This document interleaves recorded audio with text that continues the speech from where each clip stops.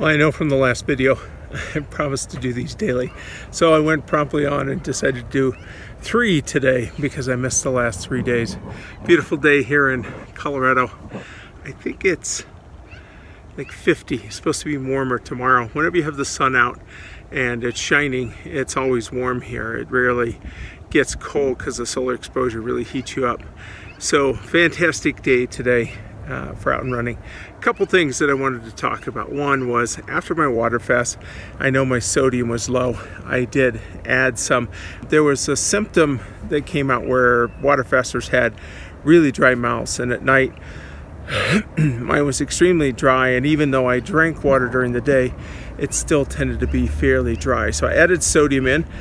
It seems to reverse that process, not nearly as dry as what it used to be.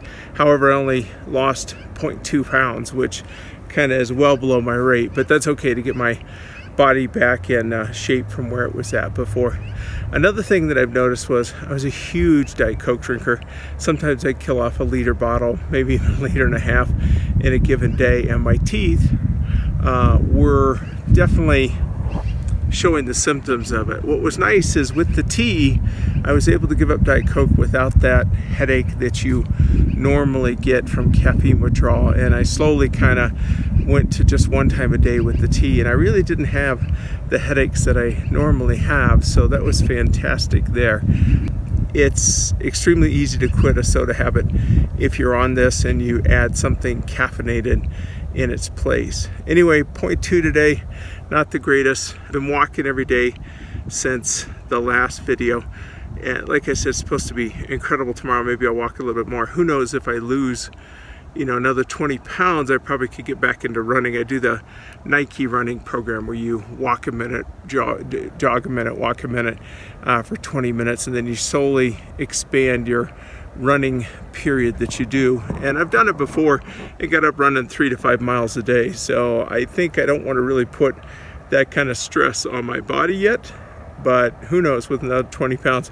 At this rate, I may not make 50, I may make only 40, but we'll see if it starts to accelerate the next few days. Talk to you in just a few minutes on what ostensibly is the next day from the day ago, if that all makes sense. Talk to you then. Bye. Okay, I changed my angle so you guys could get a little different view instead of the same bridge, same place, same pose, the whole 9 yards. Anyway, I am down just another 0.2 pounds again. So I think that extra sodium that I took, man, there's all these gnats out here. It's crazy. Hopefully they don't fly in front of the camera here.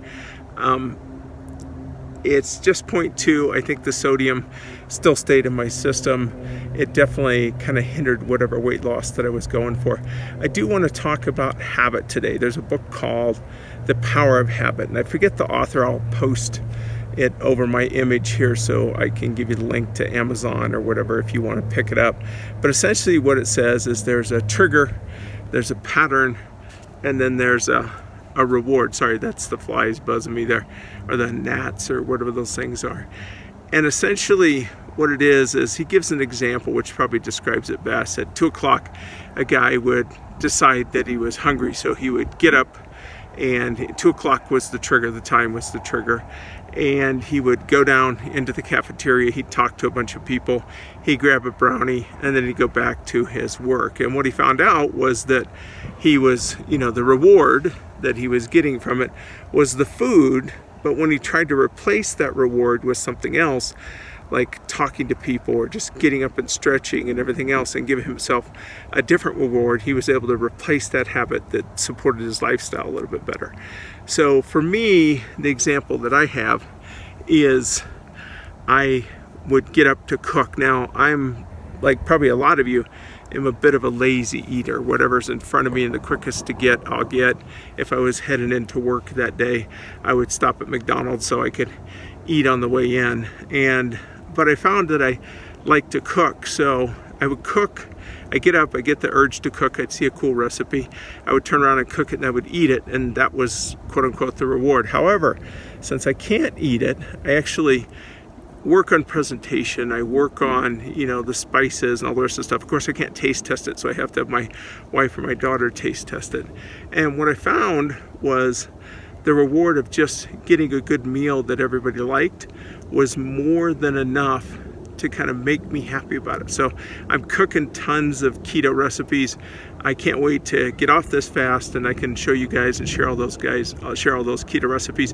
The family loves them. They're actually much more healthy for them. But essentially, you've got to identify these habits. Getting up from your desk and opening up the pantry or going down to the vending machine. What are you really getting out of that? And let's say you are, I'm going to snap this off. Let's say you are getting something out of it. Maybe you can replace it with something else. And just make a list of all these that you have and try to find a different pattern or try a different reward. You can't just cut it out. That's what the power of habit covers, is that if you just cut it out, that habit keeps coming back. And if you can exercise the new reward or the new steps that you're going after, you can actually totally replace that with something that gives you the need that you have to fulfill whatever you're trying to fulfill there. So anyway, check out The Power of Habit. I'll link it, and hopefully you learn a lot from it. I think it's a great book. It covers a lot of things from advertising to health to everything else, and certainly has been a key in my life for changing other areas aside from food. And now I'm really trying to put it onto food 100% and make it all about changing my unhealthy lifestyle. Talk to you later. Bye.